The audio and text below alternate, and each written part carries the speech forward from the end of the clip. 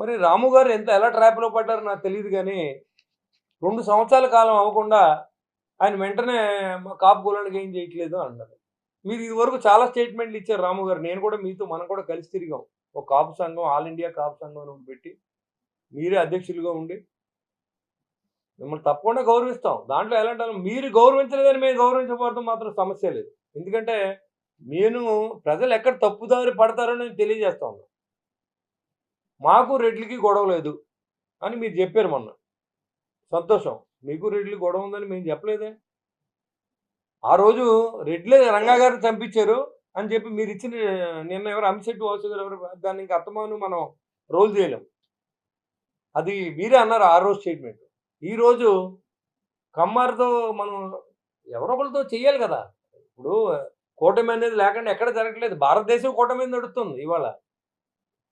కదా!